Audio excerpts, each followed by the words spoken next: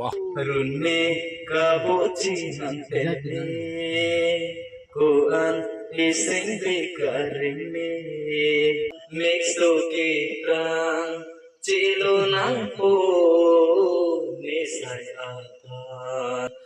nang sona kang hon kunat dong jilang churan e om tami sing iksam ning ding tele Non bangke apor nang lilo nilitum kam suti ajat et pen lasi non kado werat bangta nilitum niliamo pen da pulo mati di pa nungwe ke party diwi pu lasi nungwe party do bangke la pulo je nilitum kami klaim long inu terang sango do alang lipan nilitum support do nang alang li se jume pik lasi pinung we nilitum enjoy pigi nang litum sita me video nang keceng pen kiju nang lang do ning no lasi non bangke kapang cengpo alang lipan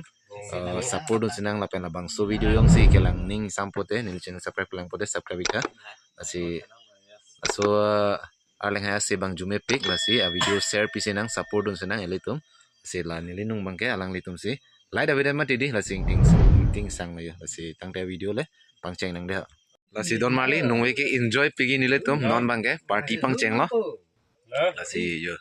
non ma kilun ipan alang li singer bang sitame jisik jezang lo si a video le nang lang dun momo de alang li terang sang ho si pen litum arju ponsunan nang limen jetani ta fransi nelimen ke krishno terang niligam abang eta dongkam kam anthoro totang te alang li se pen litum arju pona kadang dah gas tu nili kilun teku ke kali bos dame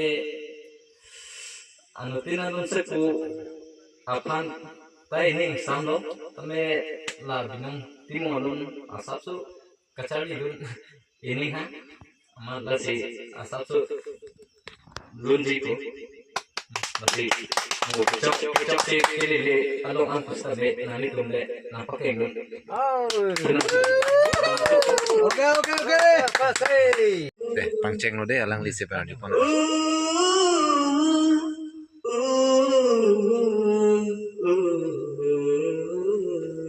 वाह क्या बात है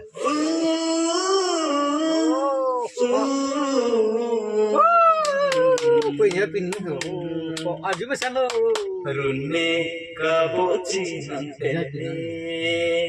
koan ising bikarime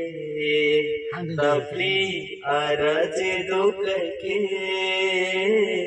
duksung among bejatame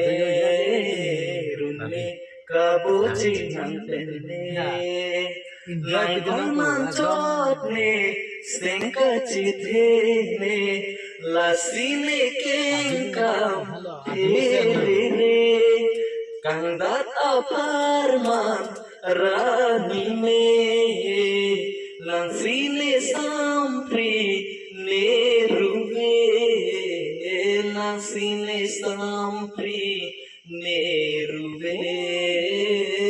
lansine sampri neruve runne kaboche nang penne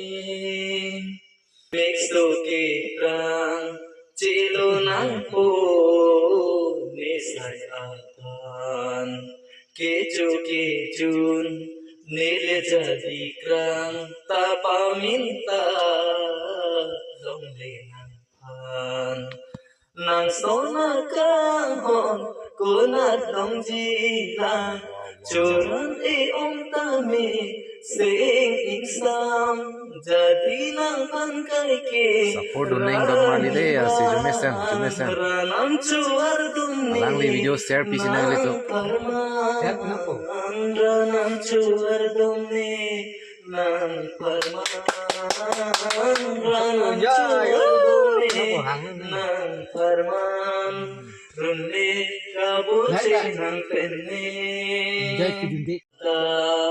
mixto kitang chilo nang po nisay atan kechun nile jadi krang tapaminta dong lengan nàng số na cang hòn cô na đông gì là churan e om ta mi sing insam jadi nang pan kai ke Support donating don mali de si Jumesen. nam chuar dum ni Alang li video share pi sinang le to. Siap kenapa? nam chuar dum ni nang parman nam Ya, ya. chuar dum ni Kenapa hangin ni? nang parman runni kabuci nang penne Jai kidindi. Jai kenapa? So lain ni tan thang tension. Kau betulah. Goda se ki bu jong he ning ding ten le di li do na jong si di non ke dor de arni si mo reng ji ke ma so da se ki bu jong he ning ding pen le di li do na jong si di non ke dor de arni si mo leng ji ke ma Sedikit. apor tang ji tu an aphan ching tong nang le na e ken kam mahun ki bin asining ame chi sai de chi mon jin wang do te chi Alun sai ka de dilong men tai reng ni thu propok de la don mali de. do te chi sai de chi mon jin wang do te run me kabuci nang tenne buan ising vi kareng ne tapi araje do karke duk sum among ve japta me run me kabuci nang tenne pan velo dona tu Ajar lah. Jumesen. Wow, amazing voice. So nice. Introduce. Jume Apa hadi? Dalam Jumi Junu ta pan velo dona tu nili kilun te upur kali mathe kilun ining ahang o kusi kacari lo masih cok cek jadi doan kusame nali tumle nampak kempong cek bom tang te la si nang litum ase jumi jono ta sitame nang litum arju ponong mati di nili phana teng te